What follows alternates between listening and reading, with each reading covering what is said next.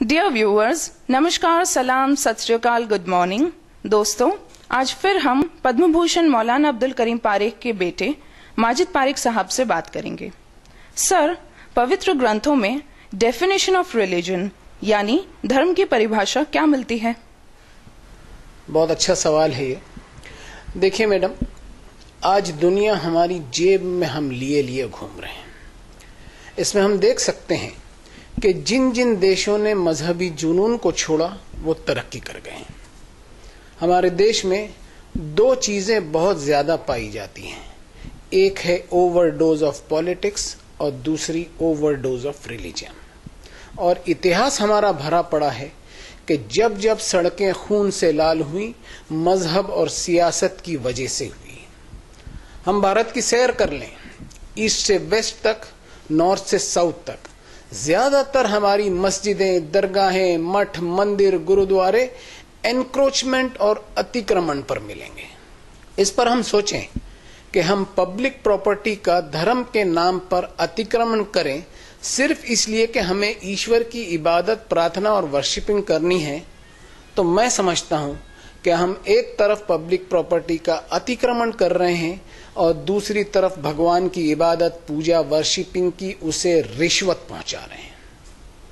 हम सोचें कि क्या वो इससे खुश हो जाएगा? हम देख रहे हैं कि मुसलमान बनाने की कोशिश की जाती है, हिंदू बनाने की कोशिश की जाती है, ईसाई बनाने की कोशिश की जाती है, कहीं इंसान बनाने की कोशिश नहीं की जाती। अब धर्म की परिभाषा पवित्र ग्रंथों में मिलती है, वो मैं आपको बताऊं। अराइतल्लज़ी युकज़्ज़िबु बिद्दीन, क्या उस आदमी पर गौर किया है जो असल धर्म को रिजेक्ट करता है? फज़ालिकल्लज़ी यदउल यतीम, ये वही हो सकता है जो किसी यतीम, अनाथ, बेसहारा और वंचित की भलाई की जिम्मेदारी से अपने आप को दूर रखता है। और वला यहुद्दु अला तामिल मिस्कीन, इसके दिल में कभी कोई तड़प नहीं उठती कि किसी भूखे को कम से कम खाना ही खिला दे। इसके खुद के डाइनिंग टेबल पर एक से बढ़कर एक चीजें होती हैं, लेकिन इसे कभी किसी भूखे की भूख का एहसास नहीं होता। अब गौर से सुनिए क्या कहा गया।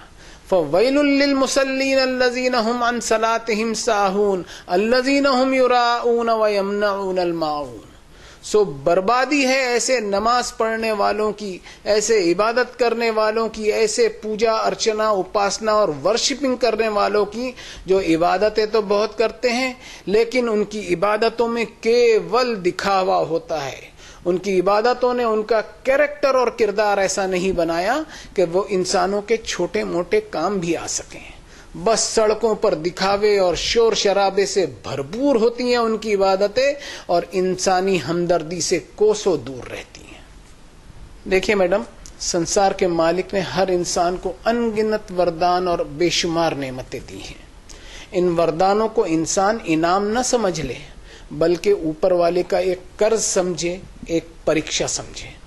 और इस कर्ज को उतारने के लिए उस मालिक ने अपने ग्रंथों में बताया कि क़ूलू लिन्नासि हुस्नन व अक़ीमुस्सलाह, यानी इंसानों से अच्छा बर्ताव कर, फिर मेरी इबादत कर।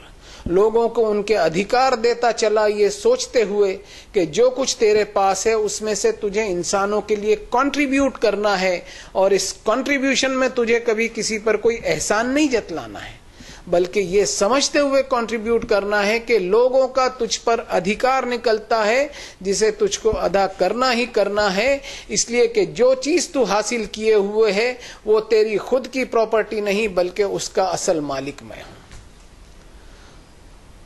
तो मैडम, ये है असल धर्म की परिभाषा, जो आपको दुनिया की किताबों में नहीं मिलेगी। ये सिर्फ आकाशी किताबों में ही मिलेगी, चाहे वेद हो या उपनिषद, चाहे कुरान हो या बाइबल हो। प्रोपेगेंडा ऑफ रिलीजियोसिटी, यानी अपने आप को धार्मिक बताने की एक होड़ लगी हुई है कि किसी स्टाइल या कलर के कपड़े पहन ले, या कोई रूप धारण कर ले, या कोई हुलिया बना ले। ये सब धर्म के नाम पर आडंबर के सिवा कुछ नहीं है, इनसे कोई फायदा हासिल नहीं होगा। Thank you very much Parekh साहब।